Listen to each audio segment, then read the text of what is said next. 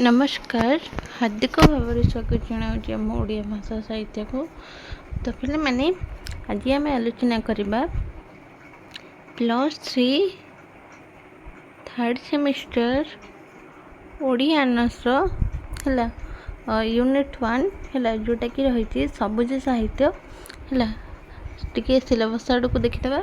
तो चलतु ये सिलेबस देती यूनिट 1 देती ओडिया साहित्यर सबुज काव्यधारा आर आज आम आलोचना करवा है। तो आलोचना आरंभ करने पूर्वर ये मुझे कही रखुची जो मैंने भी आम टेलीग्राम चैनल जॉइन करना से मैंने जाकि आम यूट्यूब डिस्क्रिप्शन बॉक्स लिंक अच्छी जाकि जॉइन करें। तो चलतु देरी नक आरंभ करवा। एठी कौन देला ना सबुज साहित्य है 1921 ख्रीष्टाब्द रु 1935 ख्रीष्टाब्द पर्यंत सत्यवादी साहित्यर परवर्ती पर्याय सबुज साहित्य आधुनिक ओडिया साहित्य एक विशेष भूमिका ग्रहण करथिला। भौगोलिक भाषागत कारणरू ओडिशा को स्वतंत्र प्रदेश रे मर्यादा देवाई उत्कल सम्मेलन जलिया 1903 ख्रीष्टाब्द आरंभ होता जातीय आंदोलन। 1905 ख्रीष्टाब्द बंगभंग आंदोलन और 1912 ख्रीष्टाब्द बंग बिहार ओडिशा प्रदेश रे पृथककरण आदि घटनावली ओडिशार एक जातीयवादी साहित्यिक गोष्ठीर साहाय्य नेइथिला। तो ये कौन देला जे सत्यवादी साहित्यर समय सीमा देला 1921 रु 1935 ख्रीष्टाब्द पर्यंत जिते बड़े सबुज सत्यवादी साहित्यर परवर्ती समय रे है सत्यवादी साहित्यर जहाँ कहवा 1921 ख्रीष्टाब्द रु 1935 ख्रीष्टाब्द पर्यंत यहाँ सत्यवादी साहित्यर समय सीमा। ये सत्यवादी साहित्यर परवर्ती पर्याय जन्म नेला सबुज साहित्य जहाँकि आधुनिक ओडिया साहित्यर एक विशेष भूमिका भावे ग्रहण योग्य थिला। तापरे देला एही सब गोष्ठी बा सबुज साहित्य गोष्ठी 1921 ख्रीष्टाब्द एही गोष्ठीर प्रमुख व्यक्ति सक्रिय राजनीतिक योगदान करने द्वारा सत्यवादी साहित्यर अवसान घटिला जहाँफल कि ओडिया साहित्य क्षेत्र में अराजकता प्रकाश पाइब। मात्र ओडिया साहित्य राज्य रे एक नवीन तथा तरुण गोष्ठीर अभ्युदय घटिला जहाँ सबुज गोष्ठी भाव में ओडिया साहित्य रे परिचित है। सबुज गोष्ठीर आविर्भाव होता प्रथम विश्वयुद्ध है। सबुज साहित्य ये सबुज गोष्ठीर आविर्भाव होता केबे आविर्भाव होता ना 1914 रु 1918 ख्रीष्टाब्द 1914 रु 18 मध्य सबुज गोष्ठीर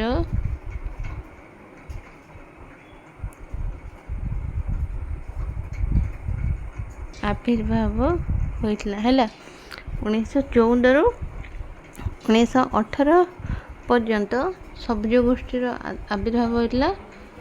तापरे द्वितीय विश्वयुद्ध पर 1939 रु 45 मध्यवर्ती काल रे जेपरिक प्रथम विश्वयुद्ध रे अति निर्दय भाव में पृथ्वी को क्षत विक्षत करथिला। फल समग्र पृथ्वीर मुक्ति पाई आतुरता शांति लगी व्याकुलता खेली जाइथिला जहाँ फल कि महासमर विपर्यय साहित्य राज्य रे मध्य विप्लवर सूत्रपात करथिला।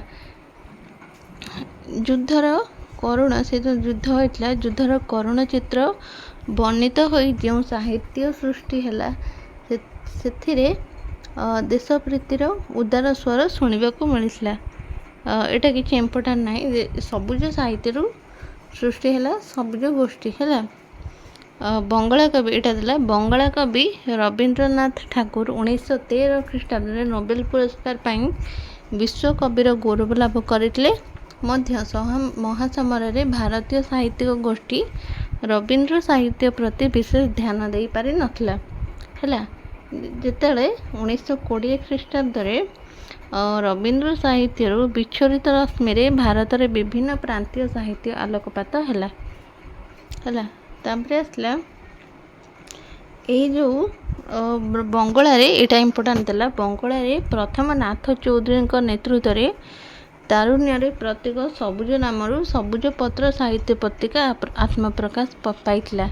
ଏଇଟା ଇମ୍ପୋର୍ଟାଣ୍ଟ ପଏଣ୍ଟ। ବଙ୍ଗଳାରେ ପ୍ରଥମ ନାଥ ଚୌଧୁରୀଙ୍କ ଦ୍ୱାରା ହେଲା, ବଙ୍ଗଳାର ପ୍ରଥମ ନାଥ ଚୌଧୁରୀଙ୍କ ଦ୍ୱାରା ସବୁଜ ନାମ ଅନୁସାରେ ସବୁଜ ପତ୍ର ସାହିତ୍ୟ ପତ୍ରିକା ପ୍ରକାଶ ପାଇଲା। ଏଥିରେ ନବୀନ ପଥର ସନ୍ଧାନ ଦେଇ ବହୁ ନୂତନ ଲେଖକ ମାର୍ଜିତ ହୋଇଥିଲେ, ଯେପରିକି ରବୀନ୍ଦ୍ରନାଥ ଏହି ତରୁଣ ଲେଖକ ଗୋଷ୍ଠୀ ମଧ୍ୟରେ ବଙ୍ଗଳା ସାହିତ୍ୟରେ ଏକ ଉଜ୍ଜ୍ୱଳ ଭବିଷ୍ୟତର ସନ୍ଧାନ ପାଇଥିଲେ ହେଲା, କି ରବୀନ୍ଦ୍ରନାଥ ଏହି ତରୁଣ ଲେଖକ ଗୋଷ୍ଠୀରେ।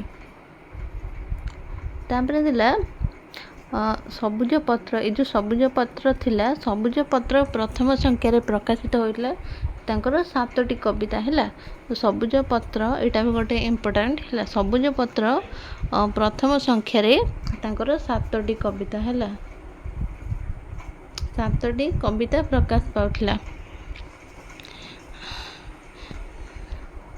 ତାପରେ ସେ ସବୁଜ ପ୍ରାଣରେ ଆବାହନୀ ଗାଇ ଲେଖିଲେ ଯେ ଓରେ ସବୁଜ, ଓରେ ସବୁଜ, ଓରେ ସବୁଜ, ଓରେ ଅବୁଜ, ଓରେ କାଞ୍ଚାକି ରବୀନ୍ଦ୍ରନାଥ ଲେଖିଲେ। ଏହି ଗୋଷ୍ଠୀରେ ବଙ୍ଗଳା ସାହିତ୍ୟରେ କର୍ଲୋକ ଗୋଷ୍ଠୀ ନାମରେ ପରିଚିତ ହେଲା। ସବୁଜ ଗୋଷ୍ଠୀ ବଙ୍ଗଳା ସାହିତ୍ୟରେ କର୍ଲୋକ ଗୋଷ୍ଠୀ ନାମରେ ପରିଚିତ। ତାପରେ ସମଧର୍ମୀ ସମକାଳୀନ ପ୍ରାନ୍ତୀୟ ତରୁଣ ସାହିତ୍ୟିକଗଣ ଓଡ଼ିଆ ସାହିତ୍ୟରେ ସବୁଜ ଗୋଷ୍ଠୀ, ହିନ୍ଦୀ ସାହିତ୍ୟରେ ଛାୟାବାଦୀ ଗୋଷ୍ଠୀ, ମରାଠୀ ସାହିତ୍ୟରେ ରବି କିରଣ ମଣ୍ଡଳୀ ନାମରେ ପରିଚିତ। ଏ ଯେଉଁ ସବୁଜ ଗୋଷ୍ଠୀ ଯେଉଁ କୁହାଯାଉଛି, ସବୁଜ ଗୋଷ୍ଠୀକୁ ଓଡ଼ିଆ ସାହିତ୍ୟରେ ସବୁଜ ଗୋଷ୍ଠୀ କୁହାଯାଉଥିଲା, ଆଉ ହିନ୍ଦୀ ସାହିତ୍ୟରେ ଛାୟାବାଦୀ ଗୋଷ୍ଠୀ କୁହାଯାଉଥିଲା, ଆଉ ମରାଠୀ ସାହିତ୍ୟରେ ରବି କିରଣ ମଣ୍ଡଳ ଗୋଷ୍ଠୀ କୁହାଯାଉଥିଲା। ତାପରେ ଆସିଲା ଆମର ଯେଉଁ ସବୁଜ ଗୋଷ୍ଠୀର ବୟୋଜ୍ୟେଷ୍ଠ କବି ଥିଲେ ହେଲା। ସବୁଜ ଗୋଷ୍ଠୀର ସଦସ୍ୟ କେଉଁମାନେ ଥିଲେ, ଯିଏକି ଥିଲେ ଅନ୍ନଦାଶଙ୍କର। ମନେ ରଖିବେ, ସବୁଜ ଗୋଷ୍ଠୀର ସଦସ୍ୟ ଥିଲେ ଅନ୍ନଦାଶଙ୍କର, କାଳିନ୍ଦୀ ଚରଣ ପାଣିଗ୍ରାହୀ, ବୈକୁଣ୍ଠନାଥ ପଟ୍ଟନାୟକ, ଶରତଚନ୍ଦ୍ର ମୁଖାର୍ଜୀ ଆଉ ହରିହର ପଟ୍ଟନାୟକ। ଏହି 5 ଜଣ ଥିଲେ ସବୁଜ ଗୋଷ୍ଠୀର ସଦସ୍ୟ ହେଲା। କିଏ ନା ଅନ୍ନଦାଶଙ୍କର, କାଳିନ୍ଦୀ ଚରଣ, ବୈକୁଣ୍ଠନାଥ, ଶରତଚନ୍ଦ୍ର, ହରିହର। ଏହି 5 ଜଣଙ୍କ ଉଦ୍ଦେଶ୍ୟରେ ସବୁଜ ସଦସ୍ୟ ହୋଇପାରିଥିଲେ, ଯାହାଫଳରେ କି 1921 ଖ୍ରୀଷ୍ଟାବ୍ଦରେ କଟକ ରେଭେନ୍ସା କଲେଜରେ IE ଶ୍ରେଣୀରେ ଛାତ୍ର ଥିଲାବେଳେ ସେମାନଙ୍କର ପାଠ୍ୟ ଥିଲା ଇଂରେଜ କବି ୱିଲିୟମ କାଉପରଙ୍କ ପତ୍ରାବଳୀ। ସେଥିରେ ନନସେନ୍ସ କ୍ଲବର ନାମ ଲେଖ ହୋଇଥିଲା। ଆଲୋଚ୍ୟ ପଞ୍ଚସଖା ଏହି ନାମକୁ ଗ୍ରହଣ କରି ଗଢ଼ିଥିଲେ ନନସେନ୍ସ କ୍ଲବ। ତ ଏଠି କ'ଣ ଥିଲା, ଯେତେବେଳେ ସବୁଜ ଗୋଷ୍ଠୀର 5 ଜଣ ସଦସ୍ୟ, ଯିଏକି ଥିଲେ ଅନ୍ନଦାଶଙ୍କର, କାଳିନ୍ଦୀ ଚରଣ, ବୈକୁଣ୍ଠନାଥ ଆଉ ଶରତଚନ୍ଦ୍ର, ହରିହର, ଏଇ 5 ଜଣ ଯେତେବେଳେ ରେଭେନ୍ସା କଲେଜରେ IE ଶ୍ରେଣୀରେ ପାଠ୍ୟ ଥିଲା ତାଙ୍କର ଇଂରେଜ କବି କାଉପରଙ୍କର ପତ୍ରାବଳୀ, ସେତେବେଳେ ସେଇ କାଉପରଙ୍କ ପତ୍ରାବଳୀରୁ ସେ ନନସେନ୍ସ କ୍ଲବ ନାମକ ଏକ ଆଲୋଚନା ଗ୍ରନ୍ଥ ଥିଲା। ଏଇ 5 ଜଣ, ଏଇ ସବୁଜ ଗୋଷ୍ଠୀର 5 ଜଣ ସଦସ୍ୟ ସେଇ ନାମକୁ ଗ୍ରହଣ କରି ନନସେନ୍ସ କ୍ଲବ ଗଠନ କଲେ ହେଲା। ତ ଏଠି କୋଶ୍ଚିନ୍ ଆସେ, ଯଦି କୋଶ୍ଚିନ୍ ଆସିବ ନନସେନ୍ସ କ୍ଲବ କିଏ ଗଠନ କରିଥିଲେ ନା ସବୁଜ ଗୋଷ୍ଠୀର 5 ଜଣ ସଦସ୍ୟ ହେଲା। ପ୍ରଥମେ ନନସେନ୍ସ କ୍ଲବ ମାଗାନାଇଜ ନାମକ ଖଣ୍ଡିଏ ହସ୍ତଲିଖିତ ପତ୍ରିକା ପ୍ରକାଶ ପାଇଥିଲା ହେଲା। ତାପରେ ପରେ ଏହାର ନାମ ପରିବର୍ତ୍ତନ କରିବାକୁ ସ୍ଥିର ରଖାଗଲା। ଏହାର ଦାୟିତ୍ୱ ନେଲେ ହରିହର, ଏହାର ନାମ ରଖିଲେ ଅବକାଶ ହେଲା। ପ୍ରଥମେ ଏଇ ଯେଉଁ ନନସେନ୍ସ କ୍ଲବ ଥିଲା ହେଲା, ନନସେନ୍ସ କ୍ଲବର ପ୍ରଥମେ ଗୋଟେ ହାତ ଲେଖା ପତ୍ରିକାରେ ପ୍ରକାଶ ପାଉଥିଲେ, ତାର ନାମ ପରିବର୍ତ୍ତନ କରିବାକୁ ଚେଷ୍ଟା କରାଗଲା, ଯାହାଫଳରେ କି ସେ ନାମ ପରିବର୍ତ୍ତନର ଦାୟିତ୍ୱ ନେଲେ ହରିହର। ସେ ଏହାର ନାମ ରଖିଥିଲେ ଅବକାଶ, ଅର୍ଥାତ୍ ଅରେ ରହିଲେ ଅନ୍ନଦାଶଙ୍କର, ବରେ ରହିଲେ ବୈକୁଣ୍ଠନାଥ, କରେ ରହିଲେ କାଳିନ୍ଦୀ ଚରଣ, ସରେ ରହିଲେ ଶରତ ଚନ୍ଦ୍ର ବା ନିଜକୁ ବାଦ ଦେଇ ହରିହର ଏଇ 4 ଜଣଙ୍କର ନାମରେ ଅବକାଶ ପତ୍ରିକା ପ୍ରକାଶ କଲେ। ସେ ନିଜକୁ ବାଦ ଦେଇ ସଖା ଚତୁଷ୍ଟୟର ନାମରେ ଆଦି ବର୍ଣ୍ଣମାନଙ୍କର ଏହି ନାମଟି ନିର୍ବାଚିତ କଲେ। ହେଲା। ତାପରେ ଅବକାଶର ଏଇ ଯେଉଁ ଅବକାଶ ପତ୍ରିକା ସେ ହରିହର ପ୍ରକାଶ କଲେ। এই ଅବକାଶ ପତ୍ରିକାର ସମ୍ପାଦକ ଦାୟିତ୍ୱ ତୁଲାଇଲେ ଅନନ୍ତ ଶଙ୍କର। ମନେ ରଖିବେ, ଅବକାଶ ପତ୍ରିକା ତ ପ୍ରକାଶ କଲେ ହରିହର, ହେଲା, କିନ୍ତୁ ଅବକାଶ ପତ୍ରିକାର ପରବର୍ତ୍ତୀ ସମୟରେ ଏହାର ସମ୍ପାଦକ ଦାୟିତ୍ୱ ତୁଲାଇଲେ ଅନନ୍ତ ଶଙ୍କର, ହେଲା, ଅନନ୍ତ ଶଙ୍କର। ଓଡ଼ିଆ, ବଙ୍ଗଳା, ଇଂରାଜୀ ଭାଷାରେ ଲେଖା ଏଥିରେ ପ୍ରକାଶିତ ହୋଇଥିଲା। ଓଡ଼ିଆ, ଏଇ ଯେଉଁ ଅବକାଶ ପତ୍ରିକାରେ ଉଭୟ ଓଡ଼ିଆ, ବଙ୍ଗଳା, ଇଂରାଜୀ ଏସବୁ ଭାଷାରେ ପତ୍ରିକା ପ୍ରକାଶ ପାଉଥିଲା। ଏ ପତ୍ରିକାର ନାମ ବଦଳି ଯାଇ ପରବର୍ତ୍ତୀ ସମୟରେ ଶକ୍ତି ସାଧନ ନାମରେ ପ୍ରକାଶ ପାଇଲା। ଏଇ ଯେଉଁ ଅବକାଶ ପତ୍ରିକାଟା ଯେଉଁ ପ୍ରକାଶ ପାଇଥିଲା, ଆର ନାମ ବଦଳି ଯାଇ ପରବର୍ତ୍ତୀ ସମୟରେ ଶକ୍ତି ସାଧନ ନାମରେ ପ୍ରକାଶ ପାଇଥିଲା, ଯାହାକି ରବୀନ୍ଦ୍ରନାଥଙ୍କର ପତ୍ରିକା ସାଧନର ଅନୁକରଣରେ ଏହାର ନାମକରଣ ହେଲା। ତାପରେ ଆସିଲା ପ୍ରତିଭାବନା। ଏହି ସବୁଜ ଗୋଷ୍ଠୀକୁ ଉତ୍ସାହିତ କରିଥିଲେ ଉତ୍କଳ ସାହିତ୍ୟର ସମ୍ପାଦକ ବାଗ୍ମୀ ବିଶ୍ୱନାଥ କର। ତ ଏଠି ମନେ ରଖିବେ, ଉତ୍କଳ ସାହିତ୍ୟ ପତ୍ରିକାର ସମ୍ପାଦକ ହେଉଛନ୍ତି ବିଶ୍ୱନାଥ କର, ହେଲା। ଉତ୍କଳ ସାହିତ୍ୟ ପତ୍ରିକାର ସମ୍ପାଦକ ହେଉଛନ୍ତି ବିଶ୍ୱନାଥ କର, ଆଉ ସହକାରର ସମ୍ପାଦକ ହେଉଛନ୍ତି ଲକ୍ଷ୍ମୀ ନାରାୟଣ ସାହୁ। ଆଗକୁ ପତ୍ର ପତ୍ରିକାରେ ପଢ଼ିବେ, ହେଲା। ସହକାର ପତ୍ରିକା ସମ୍ପାଦକ ହେଉଛନ୍ତି ଲକ୍ଷ୍ମୀ ନାରାୟଣ ସାହୁ। ତାପରେ ଆସିଲା ନନସେନ୍ସ କ୍ଲବକୁ କେନ୍ଦ୍ର କରି ଗଢ଼ି ଉଠୁଥିବା ଏହି ଦଳଟି, ଏଇ ଯେଉଁ ସବୁଜ ଗୋଷ୍ଠୀ ଦଳଟି 2ଟି ପତ୍ରିକାରେ ପାଇ ସବୁଜ ଦଳ ନାମରେ ପରିଚିତ ହେଲା। ତାପରେ ସବୁଜ ଦଳର ପ୍ରଥମ ପୁସ୍ତକ ହେଉଛି ସବୁଜ କବିତା, ହେଲା। ମନେ ରଖିବେ, ସବୁଜ ଦଳର ପ୍ରଥମ ପୁସ୍ତକର ନାମ ହେଉଛି ସବୁଜ କବିତା, ଯାହାକି 1933 ଖ୍ରୀଷ୍ଟାବ୍ଦରେ ପ୍ରକାଶ ପାଇଥିଲା, ହେଲା। ସବୁଜ ଦଳର ପ୍ରଥମ ପୁସ୍ତକର ନାମ ହେଉଛି ସବୁଜ କବିତା, ଯାହାକି 1933 ଖ୍ରୀଷ୍ଟାବ୍ଦରେ ପ୍ରକାଶ ପାଇଥିଲା। ତାପରେ ଦେଲା ଉତ୍କଳ ସାହିତ୍ୟରେ ଅନନ୍ତ ଶଙ୍କରଙ୍କ ଯୁଗ ବୀଣାର ଶୀର୍ଷକରେ ଆଲୋଚନା କରୁଥିଲେ, ହେଲା।